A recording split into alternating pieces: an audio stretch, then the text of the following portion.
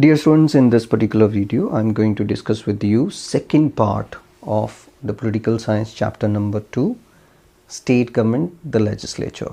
In the first part, we have already discussed about legislative assembly or Vidhan Sabha.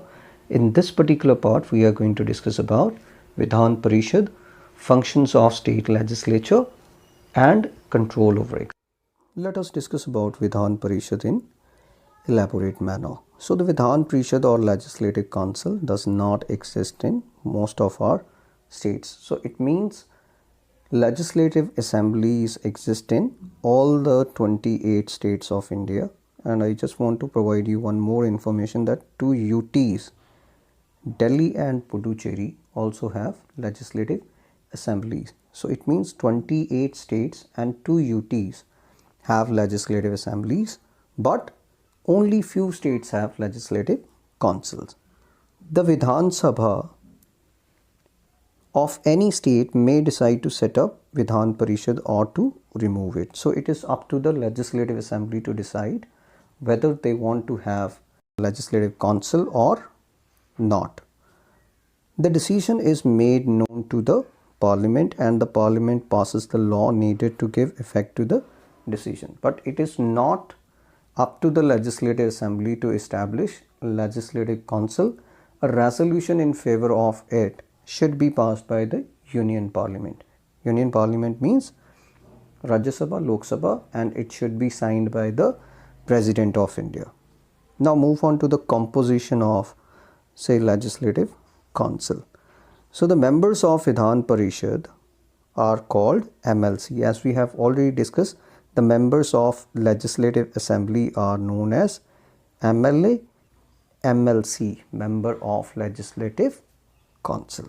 The total number of members in Vidhan Parishad should be 1/3 total members of Legislative Assembly. Clear? So it means if there are 100 members, so 33 can be in the Legislative Council. MLAs, the member of Legislative Assembly, are elected by the people themselves. But when it comes to the MLCs, the system is a bit complex one. So this is a long answer type question also. So we are going to discuss it in a elaborate manner. Number one, 1/3 members of Legislative Council are elected by MLAs of the state. So it means members of Legislative Assembly elect 1/3 member. 1/3 are elected by the members of local government bodies such as municipalities and district boards. So it means 1/3 by local bodies. Then 1/12 are elected by university graduates living in the state. 1/12 are elected by teachers of secondary schools, colleges and universities. And the remaining 1/6 are nominated by the governor of the state. So the presiding officer of Legislative Council or Vidhan Parishad is chairman basically. And when the chairman is not available, then deputy chairman usually chair the meetings. If you look at the term, this is very important information for us. The Vidhan Parishad cannot be dissolved. So it means it is basically a permanent house. 1/3 of its members retire every 2 years and new members are elected to empty seats. Each member serves for 6 years term. So this is a very important information that Legislative Council or Vidhan Parishad basically is a permanent house and its members are usually elected for a 6-year term. 6-year term. Clear? So it is like Rajya Sabha. So Vidhan Parishad and Rajya Sabha, there is no differences between both because Rajya Sabha is also a permanent. Legislative Council in this particular regard is also a permanent house. Functions of state legislature. So the main function of state legislature is to make laws. A state legislature makes laws that apply only to the state concerned. So it means, for example, the Punjab government can make laws which are related to the state of Punjab only. These are laws on the subject that have to be dealt with according to the special needs of the state concern. So all these laws should be limited to a particular state, like the state of Punjab. These subjects included agriculture, land revenue, public health, law and order, police, etc. are mentioned in a list called the state list. So it means all these subjects which are mentioned in the state list, state government has exclusive right to make laws. This is number one. Second, that the state government can also make laws on subjects which are mentioned on the concurrent list. So what are the subjects on which the state government can make law? Like marriage and divorce, education, electricity and factories. So on all these subjects which are mentioned in the concurrent list, the state government can make laws. So state government can make laws on two lists. Number one, state list, and number two, concurrent list.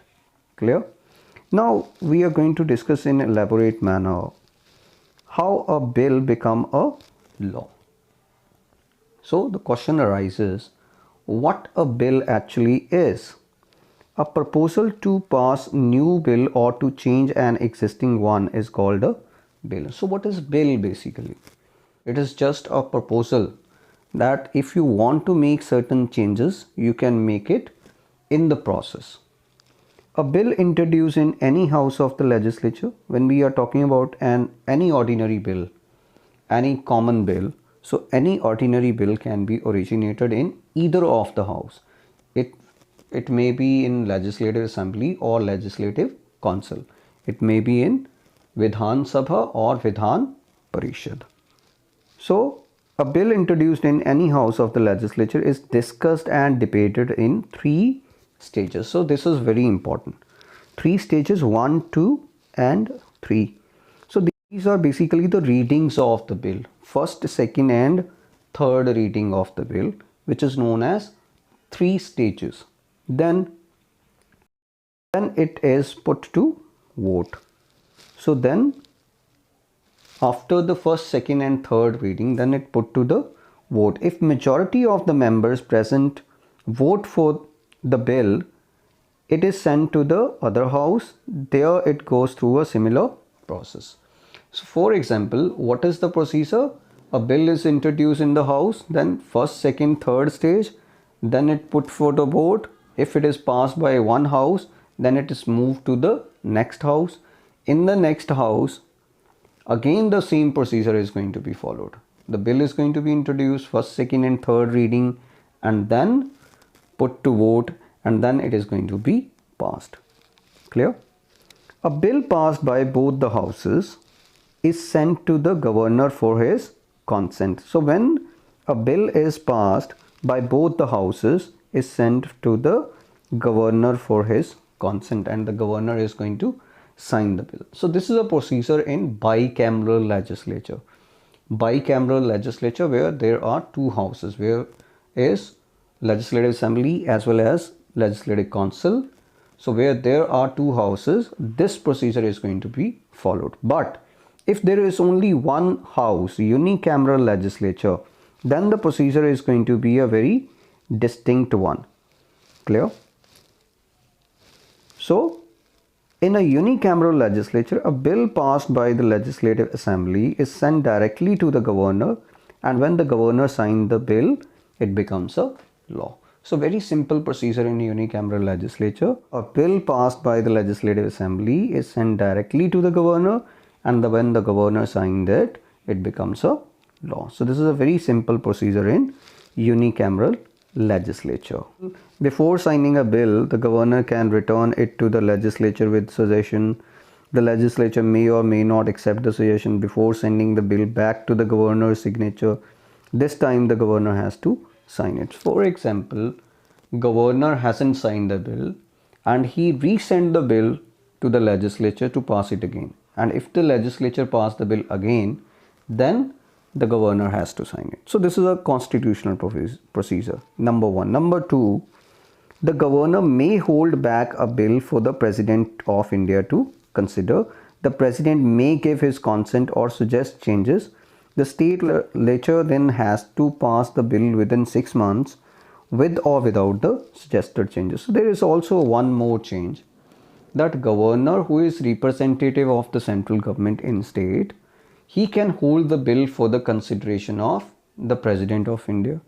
If the President of India suggests certain changes in the bill, then the bill should again be passed by both the houses of state legislature or single house of the state legislature, and the changes sought by the President of India can be made, or it is up to the state legislative assembly or legislative council to decide whether they want to accept the changes or they would likely to pass the bill again.